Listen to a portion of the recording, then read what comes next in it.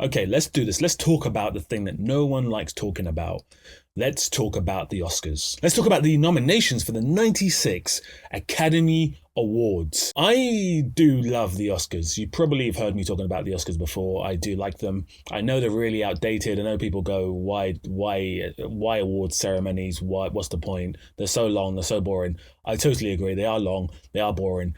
They're kind of pointless. But if someone gave me an Oscar, they wouldn't be pointless. Does that make sense? And I'm sure if you watching this don't like the Oscars and someone gave you an Oscar, you wouldn't say no. So, with that in mind, let's talk about the Oscars and let's talk about nominations. Listen, let's talk about the snubs first and foremost before we start talking about the wonderful nominations and the wonderful nominees. I think the biggest snub here is Greta Gerwig and Margot Robbie. Margot Robbie, of course, plays the lead role in the Barbie movie, and Greta Gerwig is the director. I think a lot of people, when the film first came out, thought that this film was going to be flourished with Oscars. I actually was one of those people, not because I particularly like the film. I don't like the film. I understand the qualities the film has. I understand from an objective point of view why the film was so important this last year. But for me, it's not an Oscar-worthy film. I think the production design is fantastic and maybe should win an Oscar, but I think everything else is not great. I think it's good.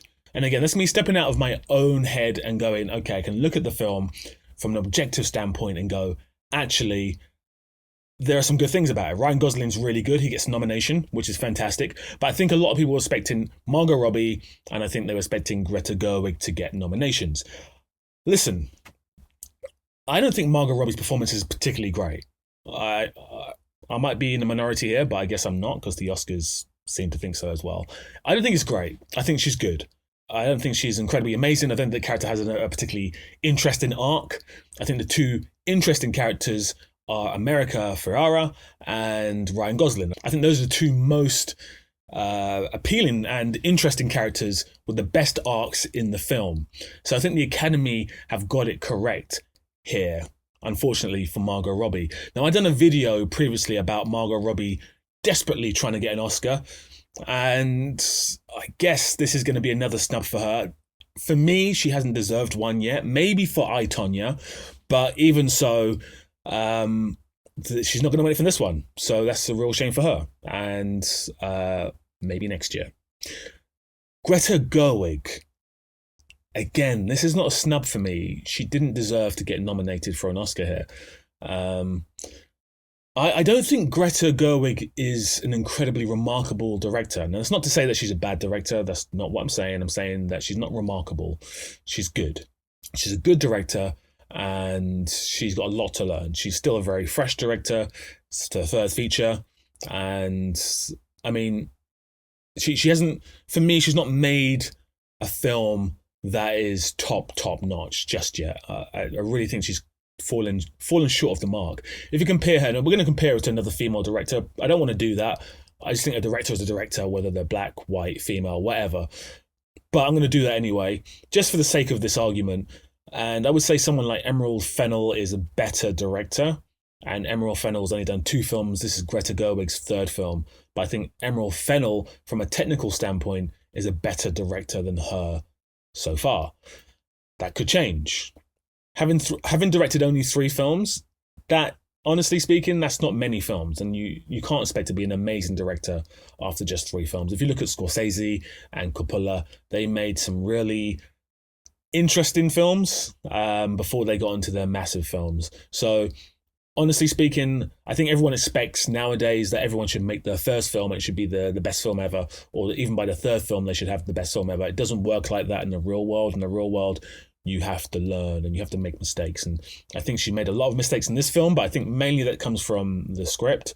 And I think she's done some great things in this film as well. I think I don't particularly like the film, but I can understand that she, from the ideas that she had, there's a lot of characters, there's a lot of story, there's a lot of messages, and she does wind them together fairly well. The message got across, it resonated with the right people, so she done her job. It didn't resonate with me, but I don't think it was meant to resonate with me, so I'm kind of irrelevant here. Basically, I don't think these are snubs. I think these are correct decisions. Honestly speaking, based on these nominations, there's a couple of surprise ones here, but I think based on the Best Actor nominations, I think this is a shoe-in for Cillian Murphy. He's definitely should win the award. He's up against some strong competition there, but I would say from the performances I saw from last year, only Paul Giamatti would be a competitor based on what I've seen. Now, of course, the academies work very differently. There's a lot of politics going on, so they may see this differently. They may give it to someone else, but I think it's Cillian Murphy's, quite honestly. And if it doesn't go to Cillian Murphy or Paul Giamatti, then there's been a big error. Best Actor in Supporting Role. Now, what I really love about this one is it's probably going to go to Robert Downey Jr., by the way. Forget that. What I really love about this one is Robert De Niro has been nominated, and I thought he was wonderful in a pretty average film. I think him and Lily Gladstone held the film together. I'm going to talk about Lily Gladstone in a minute. But yeah, I think Robert De Niro is really good in this film. Whether he deserves to win is a different question altogether. Now, I've not seen Sterling K. Brown's performance, so I can't really comment on that. I've not seen Poor Things, so I can't comment on Mark Ruffalo's performance. I don't think Ryan Gosling's going to win. I don't think he should win. I think it would be great if he does, because not many times do you win an award, Academy Award, for a comedic performance. So it'd be really good if the Oscars recognize that, but I don't think that's going to happen. I think they might actually surprise us. I think it's either going to be Robert Downey Jr. or it's going to be Robert De Niro. I think it's so weird that they put him in there because he's not really got the recognition elsewhere. So the fact they put him in here, the fact that he's now in his mid-80s, and they probably may want to give him one more recognition before this might be his last nomination ever. So don't be surprised if Robert De Niro wins this one. Actress in a leading role. Okay, so Annette Bening has been nominated yet again. Now, she's never won an Oscar, and she's been nominated numerous times before. I don't think this is her year, but it could be. Now, I want to talk about Lily Gladstone again, and I spoke about her on the Golden Globes video. I don't think she deserved to win the Golden Globe. I don't think this role... It sounds really contradictory. She's definitely the main female character in the film, but it's such a small role. And in most of the film, she's in bed. If you've not seen the film, this is a spoiler, so just skip forward about 30 seconds, because I'm going a bit of a mini rant, so 30 seconds forward from now. Okay, you had your chance. I think her performance, she's in bed in most of the film, just being sick. That is not a lead actress performance. Also, I think the film should have been told from her perspective, and it wasn't. It was told from DiCaprio's perspective, I think, although it wasn't even really told from his perspective. But it wasn't told from the Osage people's perspective, which is a real shame. I'm the hugest Martin Scorsese fan, but I actually found the film to be quite bloated for no reason. I found the film to be lacking narrative structure. I was unsure about who exactly I was following, and if I was meant to be following DiCaprio's character, then it didn't do its job, because I didn't find that I was following his character. I would have preferred if the film followed her perspective. I would have preferred if the film was told from their perspective rather than the perspective of these criminals. But it's a Scorsese film, and he loves criminals, so he loves using the morality of criminals to tell a story. So that doesn't surprise me at all. However, I don't think she deserves to be nominated for the best leading actress performance here. Also, I don't think she's going to win. If she does win, great for her. Haven't got an issue with that. I don't think she deserves to win, unfortunately. If it was supporting, I'd say yes, but it's not. I think Kiri Mulligan or Sandra Hüller deserves to win this award. Actress in a supporting role. Emily Blunt should not be nominated. It wasn't a great performance. As always, Christopher Nolan doesn't really do well with female characters, and same thing again here. Now, I'm not going to lie to you, I've not seen many of these other performances. So I've only seen 3 of these performances. I can't really comment on the other 2. For me, the best out of these performances was definitely Da'Vine Joy Randolph's performance, which is in The Holdovers. So I think if she wins it, that's all good. America Ferrera, if she wins, then it will be down to literally the one monologue. And yeah, I don't think that's particularly fair. Okay, animated film, cinematography. I think cinematography is one that interests me. I'm not going to do animated film because I've not seen many of these. El Conde. What is El Conde? What is El Conde? You know what? I'm going to put it as I'm talking because I'm obviously ignorant because I don't know what El Conde is, but it's obviously well shot because it's nominated for an Oscar for cinematography.